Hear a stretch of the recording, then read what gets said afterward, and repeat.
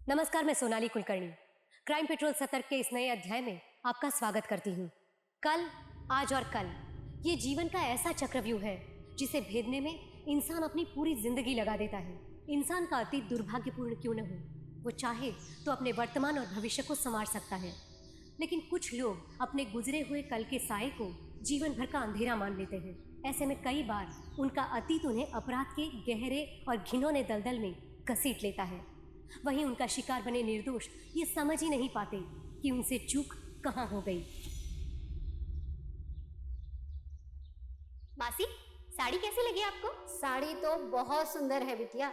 अब मासी जल्दी से इस साड़ी में अच्छी अच्छी फोटो खिंचवाइए और मुझे भेजिए। हाँ हाँ ठीक है बाबा, भेजती हूँ। Okay, bye. Happy mother's day.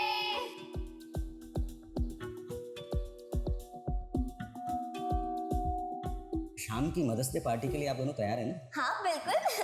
कोई पार्टी वार्टी नहीं होगी। और वैसे भी शाम को सुमन के घर जाना है जगराते में। कल्याणी, तुम्हें अच्छे से पता है ना कि सुमन का पति प्रताप तुम्हें बिल्कुल पसंद नहीं करता। प्रताप पसंद नहीं करता, सुमन तो मुझे समझती है ना, इसलिए आप, मैं और शिप्रा जाएंगे जगराते में। तुम्हें जाना है जाओ, मैं कहीं नहीं जा रहा।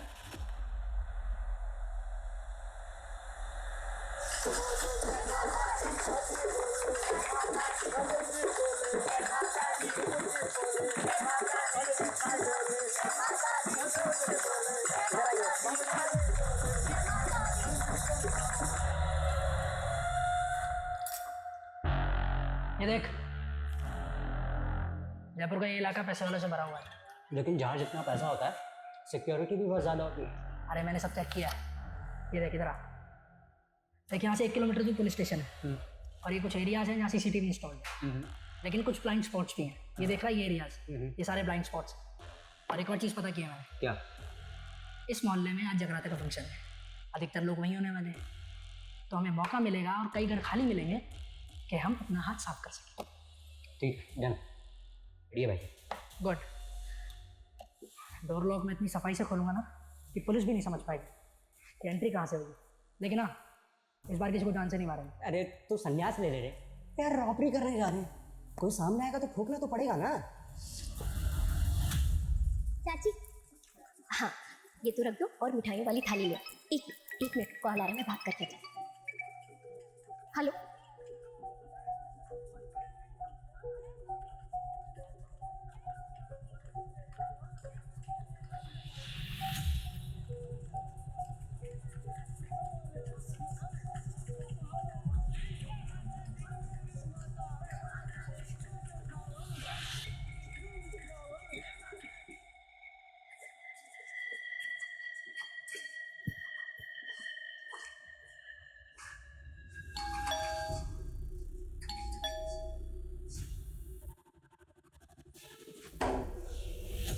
इतनी रात को दरवाजा खुला है।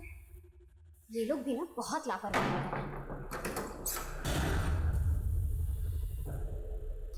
प्रांजलि, प्रांजलि बेटा,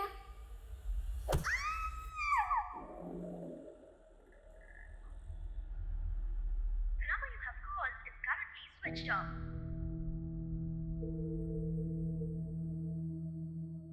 The number you have called is currently switched off.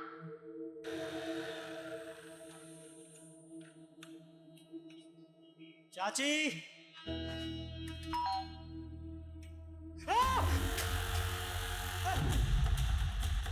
तो इसको देख कर लगता है इसके साथ रेप भी हुआ है।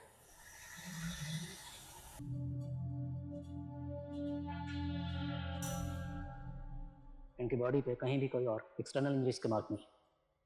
She was pregnant. पेट पर बार बार वार किया गया। पूरे घर को अच्छी तरह से चेक करो। सर,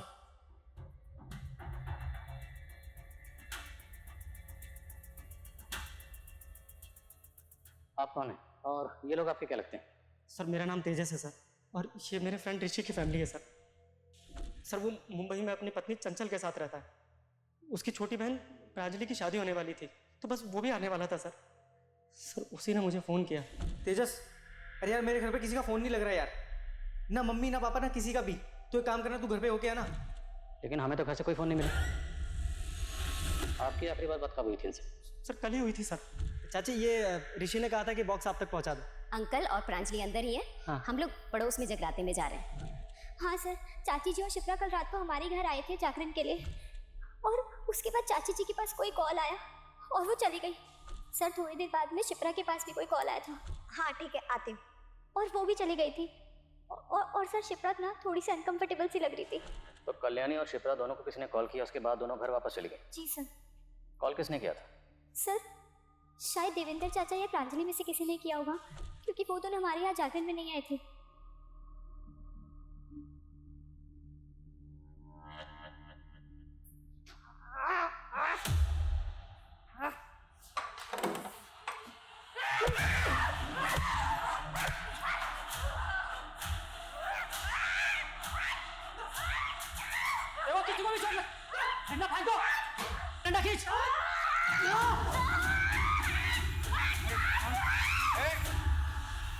शांत हो जाओ। देखो, हम तुम्हें कोई नुकसान नहीं पहुंचाना चाहते, हम यहाँ मदद के लिए आए। ये सब कैसे हुआ? देखो, हम सब पुलिस वाले हैं। कौन हो आप? क्या नाम?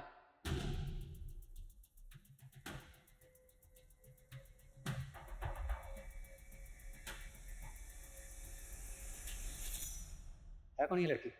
पता नहीं सर। सर मैं तो इन लोगों को 10 साल से जानता हूँ, और पिछले 2 साल से तो ये लोग अजमेर में थे, मैं भी वहीं था सर।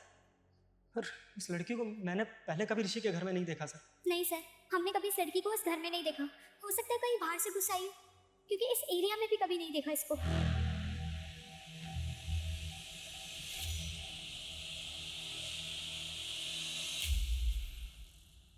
सर आखिर ये लड़की कौन हो सकती है? I think she is a special child. काफ़ी डरी हुई लग रही है। डरी हुई लग रही है? सर मुझे तो ये डेंजरस लग रही है। देखा नहीं आपने कैसे इसने पूरी टीम पर अटैक कर दिया, और सर इसके कपड़ों पर खून भी है। सर मुझे तो लगता है इसने इन सबको मारा होगा। Pandey Pandey Pandey, do not jump on any conclusion so fast. इतनी जल्दबाजी ठीक नहीं है। हो सकता है इसलिए जुर्म किया हो, पर यह भी तो मुमकिन है कि इसने सारा जुर्म खुद अपनी आंखों से देखा हो, इसलिए डर के मारे हड़बड़ा के इस तरह बिहेव कर रही है। इसका चेकअप करो, लेट्स सी कहीं चोट वोट तो नहीं लगी। हाँ, पता लगा लड़की है कौन। सर बहुत बड़बड़ कर रही थी पुलिस के सामने तो, हैं? सब कुछ याद रहता मैडम को, लेकिन ये याद नहीं रहता कि पति ने सुबह से नाश्ता किया है कि नहीं। जा नाश्ता लेके आ। अरे मुंह क्या ताक रही है, नाश्ता लेकर आ। जागरण की रात कहाँ गए थे आप? कहना क्या चाहती है तू? हाँ? बहुत देर बाद आप जागरण में वापस आए थे। तुझे मालूम नहीं है तुझे तेरे पति से किस तरीके से बात करनी है? हाँ? आइंदा अगर ऐसे पूछताछ की ना मुझसे तो जान से मार दूंगा तुझे। सौरभ को तो छोड़ूंगा नहीं आज मैं। मेरा घर बर्बाद करना चाहिए। कल्याणी चाची, कल्याणी चाची, क्या बात है? क्यों चिल्ला रहे हो? क्या बदतमीजी है ये क्या पट्टी पढ़ा रही है आप मेरी बीवी को? और बदतमीजी मैं नहीं, बदतमीजी आपकी पत्नी कर रही है। अभी सुमन अपनी माँ को फोन करके बता रही थी कि कल्याणी चाची ने उसे बताया कि अपने पति से कैसे तलाक लेना है। तो क्या गलत काम है? आज फिर तुमने इसे थप्पड़ मारा। सुमन चलो अभी के अभी पुलिस के पास रिपोर्ट दर्ज करवा। चलो मेरे साथ। हमें पुलिस के चक्कर में नहीं पड़ना, और आप भी हमारी गृहस्थी से दूर रहिए। समझ में आ गया आपको, या और कुछ समझाना बाकी है? आगे से दूर रहिएगा इससे। जैसी रिपोर्ट आती है मैं तुरंत इन्फॉर्म करो। ओके सर उस लड़की का मेडिकल टेस्ट करवाया। सर उसके शरीर पर कोई भी चोट का निशान नहीं है, और ना ही रिपोर्ट में रेप कंफर्म हुआ है। सर मुझे तो उस लड़की पे ही शक हो रहा है। हो सकता है कहीं से घर के अंदर घुस आई हो और उसने सबका खून किया हो। लेकिन लड़की है कौन, कुछ पता चला? सर कल्याणी के आस पड़ोस में हमने पता किया, उस लड़की के बारे में किसी को कुछ भी पता नहीं, और ना ही उस लड़की को उस मोहल्ले में कभी किसी ने देखा। और सर ऋषि से भी फ़ोन पर हमारी बात नहीं हो पा रही है, उसका फ़ोन रीचेबल नहीं है। इतने मेंटल असाइलम में सब जगह पता कर, हो सकता है लड़की कहीं से भाग कर आई। फैमिली के बारे में कुछ और पता चला? सर ज़्यादा तो नहीं, लेकिन हाँ प्रांजलि की अरेंज मैरिज होने वाली थी। लड़का नोएडा का रहने वाला है और उसका नाम अनमोल है। मैंने उससे भी बात की, उसको भी इसके बारे में कुछ पता नहीं है। हो सकता है मामला लूटपाट और कत्ल का ही हो। घर में शादी होने वाली थी, जाहिर सी बात है घर में कैश और ज्वेलरी होगी, और घर से बाकी सामान क्या क्या चोरी हुआ ये ऋषि के आने के बाद पता चलेगा। घर के आसपास जितने भी सीसीटीवी हैं सबकी फुटेज निकालो, देखते हैं और क्या मिलता है। सर शिप्रा का पति सुदीप अजमेर का रहने वाला है, नार्कोटिक ऑफिसर है। मैंने उसे थाने बुलाया बातचीत करने के लिए। ठीक है। बोला था ना बड़ा हाथ मारूंगा। अब यहाँ से निकलने का टाइम आ गया है। चल सब ले, अब डाल ले। मैं सुदीप सिंह, नार्कोटिक्स डिपार्टमेंट अजमेर। आपके एरिया में इतना बड़ा कांड हो गया है, यही है आपके एरिया का लॉ एंड ऑर्डर? ऐसे ही काम करते हैं आप लोग? काम करते भी हैं, बस हाजिरी बजा के सैलरी उठाते हैं। देखिए, आपका दुख मैं समझ सकता हूँ। हम अपनी तहकीकात कर रहे हैं, और तहकीकात का तरीका और प्रोसेस क्या होता है आप तो समझते ही। आप खुद एक ऑफिसर हैं। क्या एक्सपेक्ट करते हैं आप मुझसे? और इन्वेस्टिगेशन क्या कर रहे हैं आप लोग? सीसीटीवी फुटेज चेक किया आपने?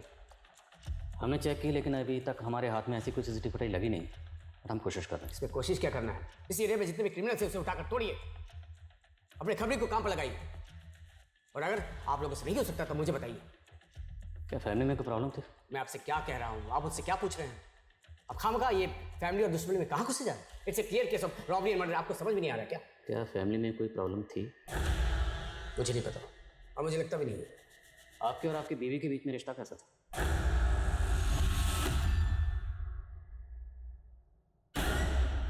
ये क्या रोज रोज का तमाशा है तुम्हारा?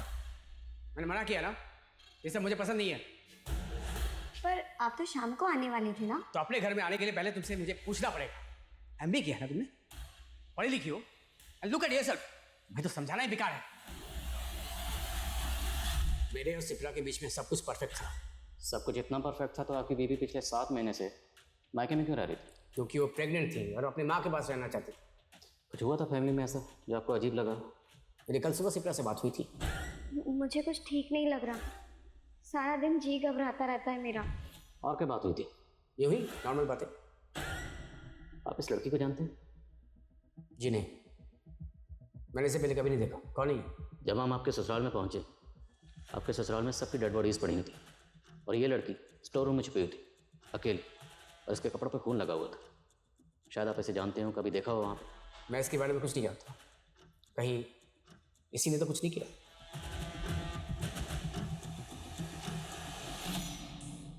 बोलो, कौन हो आप? नाम क्या है? कुछ बोलती क्यों नहीं?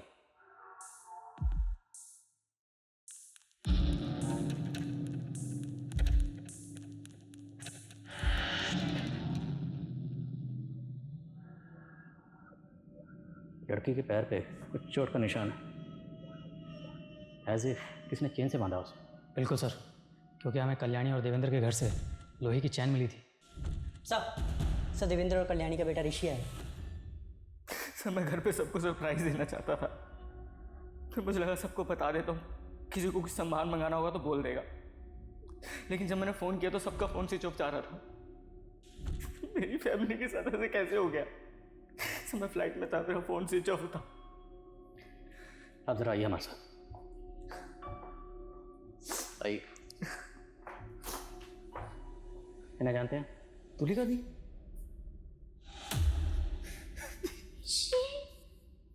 ये सब क्या हो गया? दी सब कैसे हो गया? दी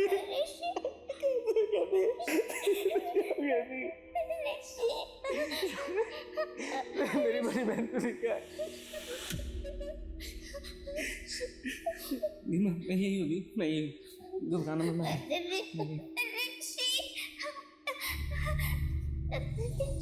के पैर पर चोट के निशान है, तो आपके घर वाले ने चेन से बांध कर क्यों रखते थे? क्योंकि कभी कभी उनको संभालना बहुत मुश्किल हो जाता है सर। यार माँ, मेरे ऑफिस की बहुत इंपॉर्टेंट फाइल की मिल नहीं रही है, कहाँ रखी है? अरे बेटा, उस सोफे की तरफ देख, उधर ही होगी। कहीं पे भी रख देते हो ना आप लोग। कहाँ है यहाँ पे? यार क्या कर रही हो? अरे वो मेरी फाइल है ऑफिस की। अरे यार वो,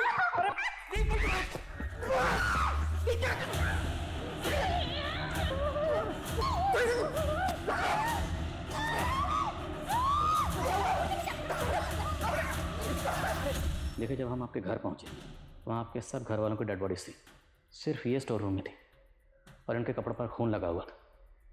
तो मैं आपसे एक बात पूछना चाहता हूँ, क्या ऐसा मुमकिन है कि सब घर वालों को इन्होंने मारा? नहीं सर, कैसी बात कर रहे हैं सर आप? चोरी हुई है ना। लेकिन इनकी हालत देख के आपको लगता है कि ये सब दी ने किया होगा? हर इंसान अपनी जिंदगी में बहुत से राज छुपाए होता है, जिसके बारे में उसके अलावा किसी और को कुछ पता नहीं होता। कल्याणी, जो खुले विचारों की एक आदर्शवादी महिला थी, भले उसने अपनी ही बेटी की जिंदगी को, लेकिन अभी तो उनके सामने और ऐसे राज आने बाकी थे जो पुलिस क्या, किसी भी इंसान के होश उड़ा दे।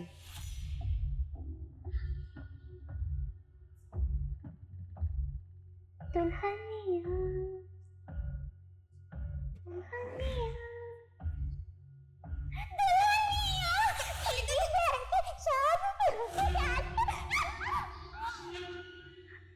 कंदी कंदी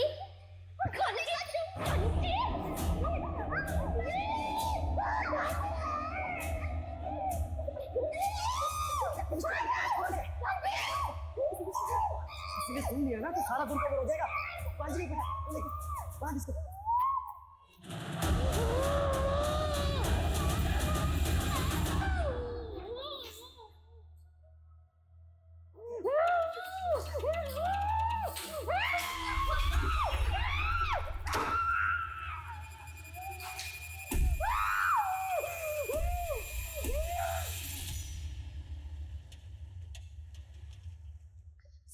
सर मैं कल्याणी की मौसी हूँ, मुझे तुलिका से मिलना है।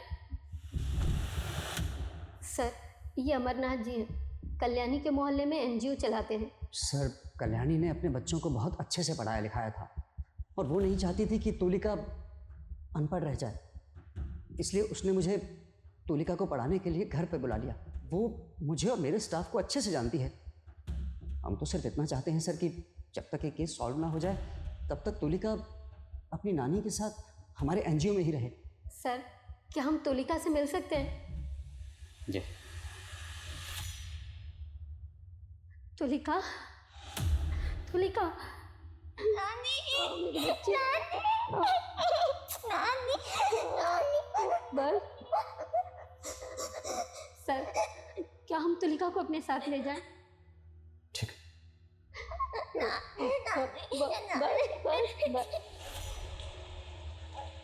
आजा आजा आजा आजा आजा। ये रहा तुम्हारा कमरा। तुलिका ठंडा पियोगी? हाँ भी लेके आते हैं, तुम आराम करो।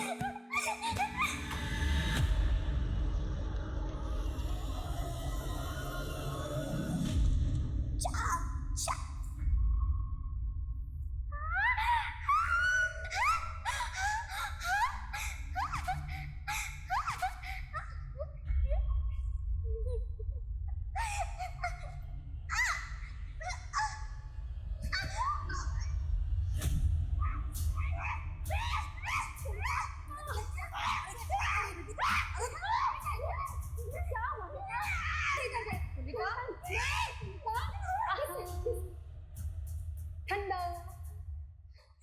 पियो।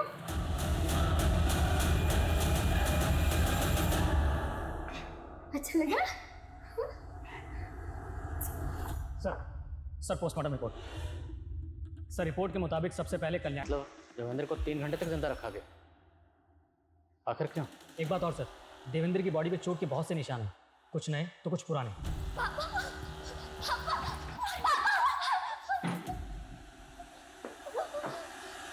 सर प्रांजलि सेक्सुअली एक्टिव तो थी, लेकिन उसके साथ में रेप नहीं हुआ था।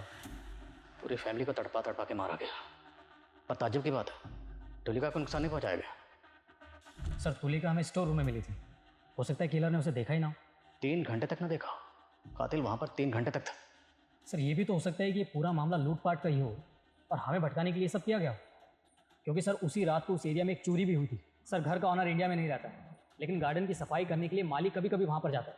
जब कल वो वहाँ पर गया था तो ताला टूटा हुआ दिखा था उसे। मुमकिन है कातिल तक पहुँचने का हमारे पास एक रास्ता है, और वो है ज्वेलरी जो प्रांजलि ने पहन रखी है। ये ज्वेलरी भी चोरी हुई है, अब जाहिर सी बात जिसने चोरी की है वो इसे बेचने की कोशिश ज़रूर करेगा। इस ज्वेलरी की फ़ोटो सब जगह सर्कुलेट करो और शहर में जितने भी ज्वेलर्स हैं सब जगह पता करो। और तुम ऋषि से मिलो, मैं लक्ष्मी से मिलता हूँ। Yes sir.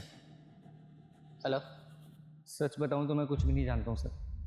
मैं अपनी पत्नी के साथ मुंबई में रहता हूँ, लेकिन मुझे नहीं लगता कि मेरे परिवार वालों की किसी के साथ दुश्मनी हो सकती है। मेरे परिवार में सब अच्छे लोग थे सर, और वो पुराने चोटों के निशान जिसके बारे में आप बता रहे हैं, मैं कुछ भी नहीं जानता हूँ उनके बारे में। हमारा तो बहुत कम आना जाना होता था, सब एकदम ठीक था। पता नहीं एकदम सब कैसे खत्म हो गए। हमें तो लगा था कि हमारे परिवार की 7.5 खत्म हो गई है। ऐसे क्यों कह रही हैं? शिप्रा के 2 बार पैर भारी हुए थे, उसे 2 बच्चों का सुख भी मिला, लेकिन मुन्ने की मम्मा, मुन्ना, मुन्ना, मुन्ना, हटो, हटो।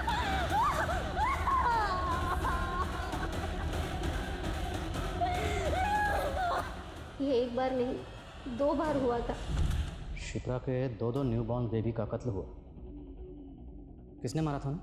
कुछ पता नहीं सर, पुलिस अभी भी पता करने की कोशिश कर रही है।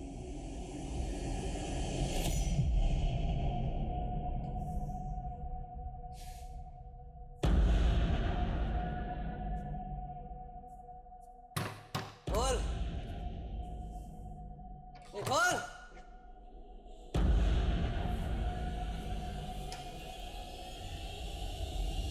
हाँ, मेरे दोनों न्यूबॉर्न बेबी के अबडक्शन और मर्डर हुए थे, एक 3 साल पहले, एक 2 साल पहले। पर ये बात आपने हमें पहले नहीं बताई, क्यों? क्योंकि मैं देखना चाहता था कि आप अपनी इन्वेस्टिगेशन अच्छे से कर भी रहे हैं या नहीं। तो देख लिया आपने, मतलब आप हम पर शक कर रहे हैं? लोगों पर शक करना मेरा काम है।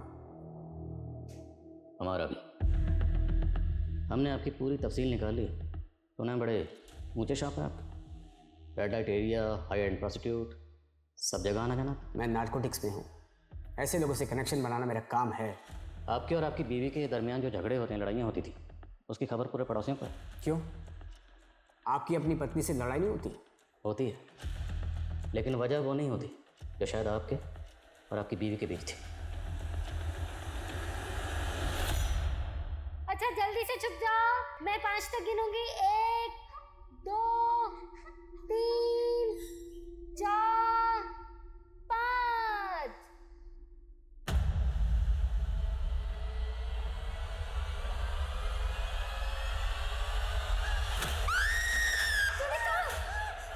तुलिका, तुलिका, तुलिका, तुलिका, कोई नहीं है बेटा। क्या हुआ? क्या हुआ? क्या हुआ? देखो, तुलिका, तुलिका,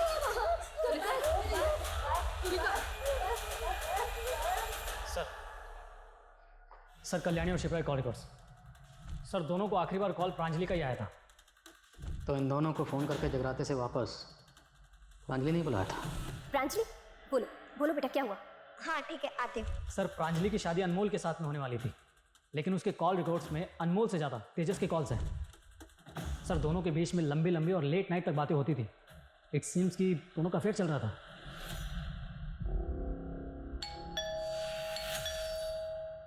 क्या हुआ? लगता है कोई है। तुम एक काम करो, जल्दी से वॉशरूम में छुप जाओ। जाओ, जल्दी जाओ।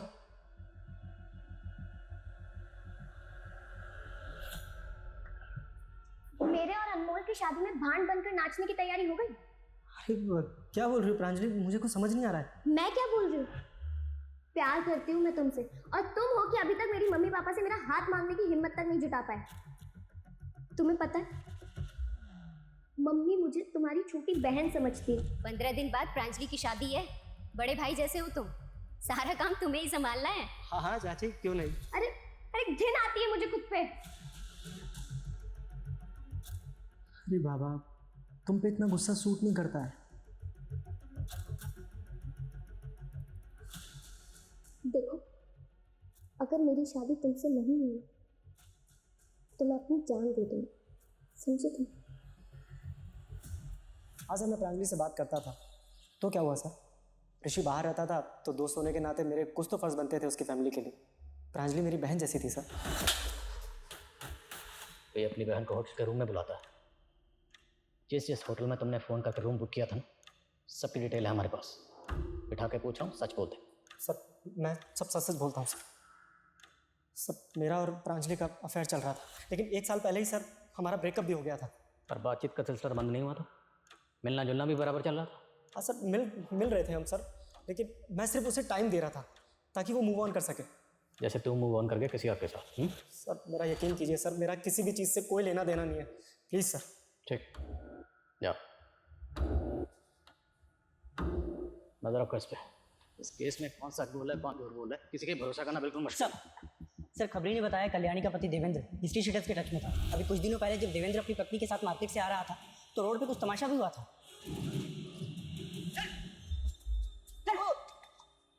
आ गए, बच्चे की पढ़ाई के लिए पैसा उधार लिए थे और डकार मार कर बैठ गए। बोल भाई, मैं आपके सारे पैसे लौटा दूंगा। अच्छा, कैसे लौटाओ? मकान गिरवी रख करके पैसा चुकाने की बात कही थी, कहने के तो बड़े बिजनेसमैन हो, लेकिन बैंक बैलेंस एकदम जीरो है। अब तो मकान भी गया। अबे कैसे चुकाएगा हमारे पैसे? मुझे थोड़ा वक्त दो उज्जवल भाई। टाइम तो नहीं दे सकते, पर हाँ प्रसाद दे सकते हैं। दो ले इसको।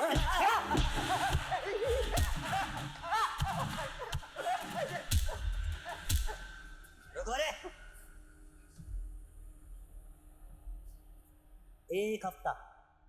एक हफ्ते का टाइम है तेरे पास, उसके ऊपर एक दिन भी नहीं।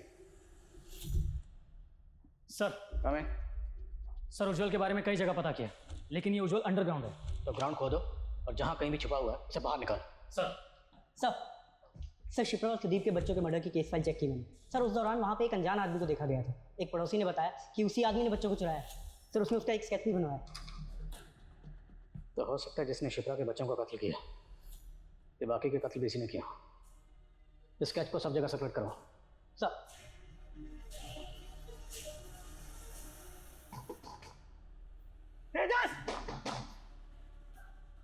ऋषि तुम तूने मेरे पीठ पीछे छुरा बोका। हाँ, मेरे पीठ पीछे छुरा बोका तूने।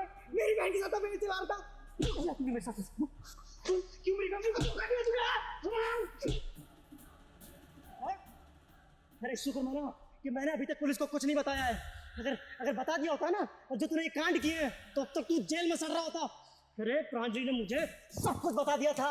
चल निकल यहाँ से। देख लूंगा तुझे मैं। अभी ये 2 आम हैं, अगर इन दोनों में से एक आम मैं ले लूं तो अब कितने बचेंगे? तो मेरा आम क्यों हो गया? अरे बाबा गणित है, मान लो कोई ले ले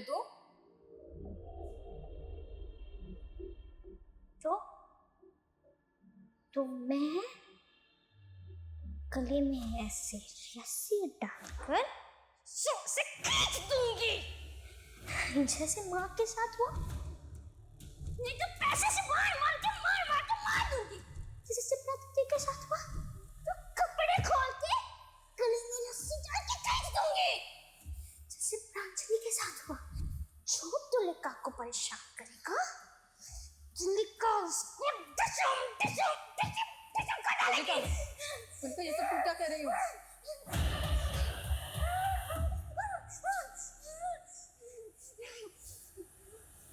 सर ये लड़की तुलिका, मुझे तो ऐसा लगता है कि सारी मिस्ट्री इसी में छुपी है। सर हो सकता है घर के सभी लोग उसके साथ गलत व्यवहार करते हों और उसने ही सबको मारा हो। लेकिन फिर चोरी किसने की? अगर कत्ल तुलिका ने किया है तो चोरी किसने की? वर्मा, हम ऐसे किसी कंक्लूजन पे जंप नहीं कर सकते। खबरें से कुछ पता चला? हाँ सर, एक खबरी ने कल्याणी के पति देवेंद्र के बारे में बताया। सर उसका एक कोर्ट केस चल रहा है। किसके खिलाफ? उसके ही बेटे ऋषि के खिलाफ। लेकिन एक बाप अपने ही बेटे के खिलाफ कोर्ट केस क्यों करेगा? और सर प्रांजलि ने तस्वीर में जो गहने पहने थे, उन गहनों को किसी ने बेचने की कोशिश की है।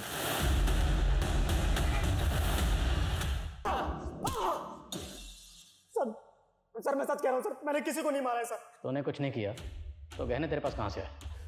सर गहने सर वो तो खुद मुझे प्रांजलि ने दिए थे और कहा था कि अगले दिन वो मुझे 1 बजे मिलेगी। लेकिन सर उसी दिन सुबह सुबह मेरे पास ऋषि का फोन आया। हाँ ऋषि, अरे यार मेरे घर पे किसी का फोन नहीं लग रहा यार। तो एक काम करना, तू घर पे होके आना। और जब मैं वहां जाकर मैंने देखा तो ये ऐसे नहीं बोलेगा, इसकी अच्छे से मरम्मत करो। सर अगर आपको ऐसा लगता है कि सबका खून तेजस नहीं किया है, तो फिर उसने तुलिका को क्यों छोड़ दिया? देखते हैं, पहले ऋषि को बुलाओ। सर आप लोगों ने मुझे क्यों पकड़ा है? मैंने तो कुछ भी नहीं किया। ये फाइल हमारे लॉयर ने दी है। तुमने अपने बाप के पछतानी घर के जाली कागज बनाकर उस घर को बेच दिया था। सर मेरी वाइफ चंचल बहुत अमीर घर की बेटी है। मैं उसके आगे फ्लॉन्ट करता था कि मेरे पापा के पास बहुत पैसा है। लेकिन सर जब मेरी शादी तय हुई तो मैंने चंचल को सब कुछ सच सच बता दिया और उसको कोई प्रॉब्लम नहीं थी क्योंकि मेरी जॉब अच्छी चल रही थी। लेकिन हाँ उसकी शर्त थी कि हम डेस्टिनेशन वेडिंग करेंगे, और इसलिए 2 साल पहले मैंने अजमेर का घर बेच दिया सर। और 2 साल से मेरे पापा से बात नहीं हुई। और 2 महीने पहले उन्होंने कोर्ट में तुम्हारे खिलाफ फ्रॉड का केस भी किया था। किया था, सर लेकिन माँ बार बार यही कहती थी कि पापा से माफ़ी मांग ले और मैं तैयार था। सर उज्जवल के ठिकाने के बारे में पता चल गया है। और जहाँ कहीं भी है उठा कर ला, बच के नहीं निकलना चाहिए। मैंने कुछ नहीं किया सर, वो साला 4 साल से मेरा पैसा दबा करके बैठा था, और जब मांगा तो पूरी फैमिली को लेके अजमेर से यहाँ जयपुर भाग करके आ गया। अजमेर से जयपुर तो तू भी आया था, वो भी ठीक उसी दिन जिस दिन देवेंद्र की फैमिली का कत्ल हुआ। जिस दिन उनका कत्ल हुआ उस दिन तेरी और तेरे साथ जो लोग थे उनके फ़ोन की लोकेशन उसी एरिया में थी। हाँ सर, मैंने उसे उठाया था और अपने अड्डे पे ले जाके उसे अच्छे से तोड़ा, लेकिन सर उसे 3 घंटे के बाद में उसे वहीं उसके घर के बाहर छोड़ दिया था सर। ना तो तूने उसे उठाया, ना कहीं लेकर गया, ना कहीं छोड़ा। तू 3 घंटे उसके घर पर ही था। कल्याणी और शिप्रा घर पर नहीं थी, इसलिए तूने परांजलि के फ़ोन से फ़ोन करके उन्हें घर पर बुलाया। उनके लौटने के बाद इस सर पर वार किया कि ये लगे कि उसके साथ रेप हुआ है, और ये सारा ड्रामा तुमने किया देवेंद्र की आंखों के सामने पूरे 3 घंटे। और 3 घंटे ये सब करने के बाद जब तेरे दिल में ठंडक पहुंची। मैंने कुछ नहीं किया सर। वर्मा, करो मरम्मत इसकी।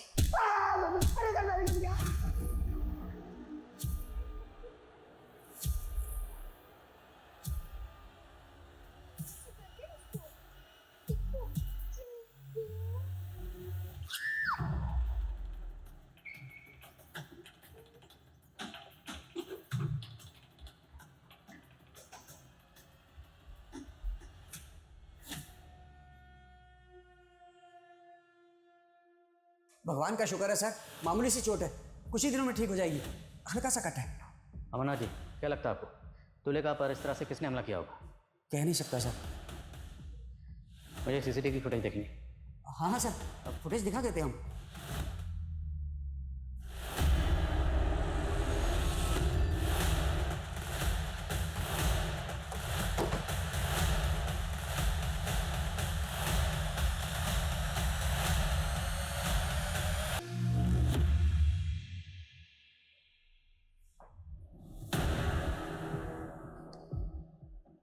मेरी मौत का जिम्मेदार कोई नहीं।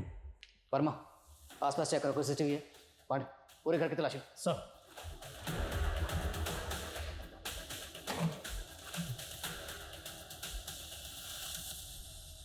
सर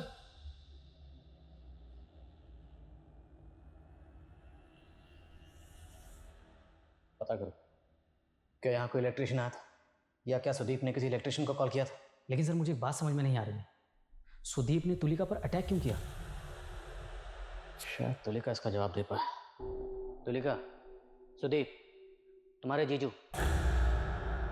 बोलो क्या किया था इन्होंने तुम्हारे साथ? बोलो क्या किया था, बोलो।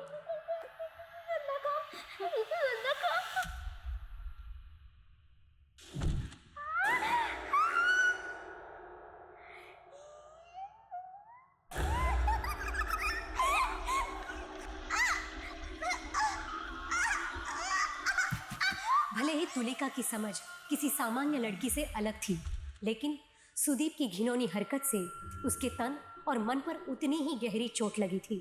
पुलिस को इस बात का अंदाजा तो लग गया था कि सुदीप ने तुलिका के साथ बलात्कार किया था, लेकिन अभी भी इस बात की पुष्टि होनी बाकी थी। उसकी बॉडी पे और गले पे नेल से खरोंच के निशान थे। क्या ये कत्ल किसी औरत ने की? क्योंकि प्रांजल के कपड़े इधर उधर किए गए थे, जिससे ये लगे कि उसका रेप हुआ, पर रेप हुआ नहीं।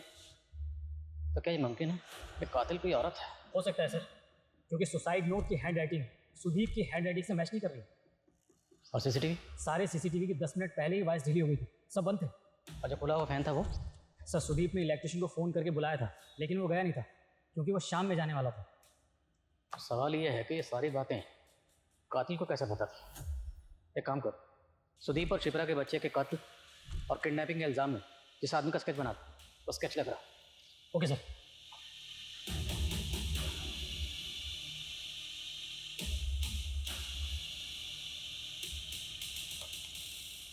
ये आप ज़रा इस फोटो की फेस मैपिंग करो स्केच के साथ।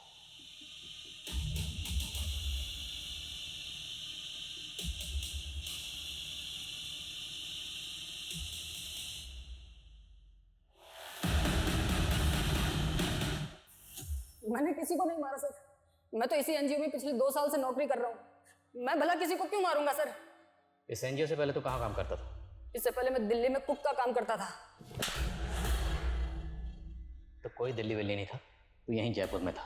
तुम पर शक तो मुझे उसी दिन हो गया था जिस दिन मैं तुम्हें एनजीओ में देखा, जब तुम्हारी उंगलियां कीबोर्ड पर एकदम दौड़ रही थी। किसी कुक की उंगलियां नहीं थी, बल्कि किसी टेक्निकल एक्सपर्ट की उंगलियां थी। और ये तुम्हारा नाखून, ये कुक का नाखून है। और सुदीप के घर में जो हमें सुसाइड नोट मिला, उस पर जो हैंड राइटिंग है वो सुदीप की नहीं, तेरी। तेरा भांडा फूट चुका है। सबसे पहले मैंने शिप्रा के बच्चों को अपना शिकार बनाया। वो तो माँ कहलाने के लायक ही नहीं थी। और जब उस रात शिप्रा और कल्याणी जगराते में गए थे, तब देवेंद्र भी घर पर नहीं था। उस रात मैं उसी इरादे से वहां गया। माचिस है क्या?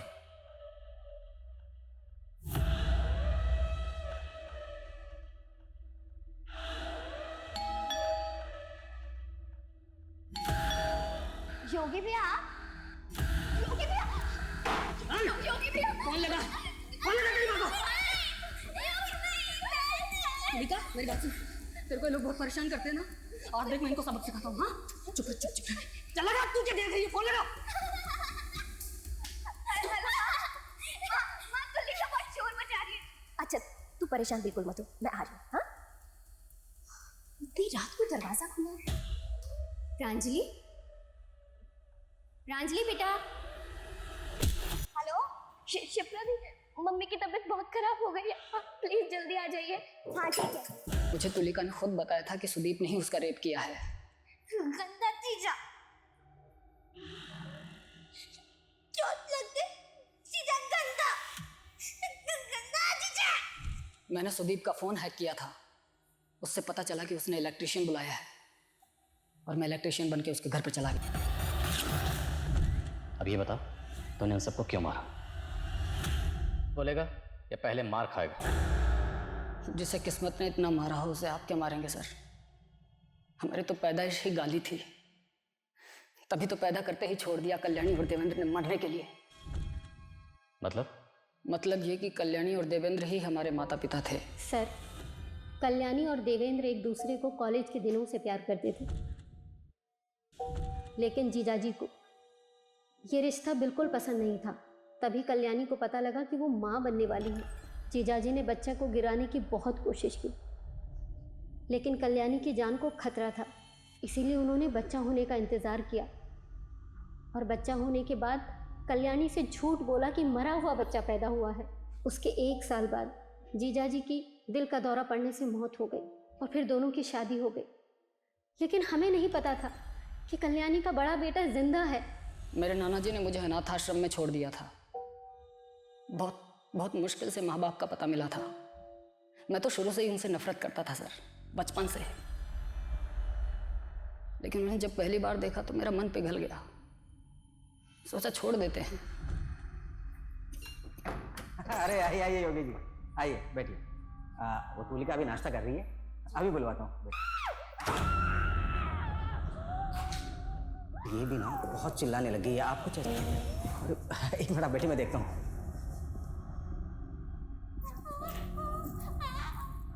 लेकिन जब देखा कि वो लोग तुलिका से बहुत बुरा बर्ताव कर रहे हैं, मेरा खून खोल गया सर, और मैंने मार दिया सबको।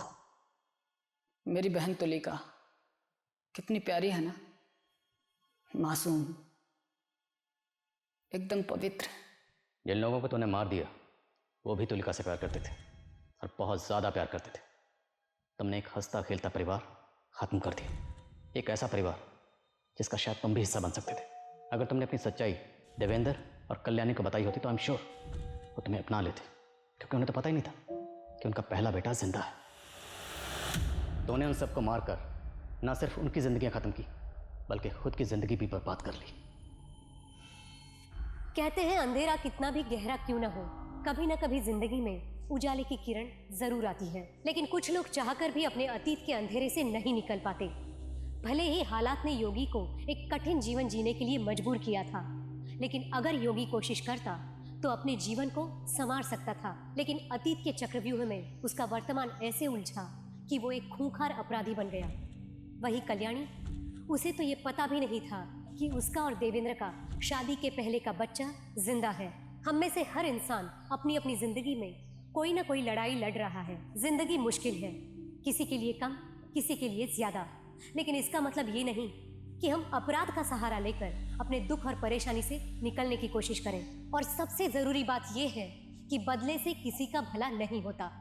तो गुजरे हुए कल और आने वाले कल में जीना छोड़कर आज को मुस्कुराकर गले लगाइए। इसी के साथ मैं सोनाली कुलकर्णी आपसे विदा लेती हूँ। फिर होगी आपसे मुलाकात क्राइम पेट्रोल सतर्क जस्टिस रीलोडेड में एक नए केस के साथ। तब तक अपना और अपने परिवार का ख्याल रखिए। आप जानते हैं हम सब एक मुश्किल दौर से गुजर रहे हैं। कृपया मास्क और सैनिटाइजर इस्तेमाल करना ना भूलें। साथ ही सोशल डिस्टेंसिंग बनाए रखें। देखते रहिए क्राइम पेट्रोल सतर्क। जय हिंद।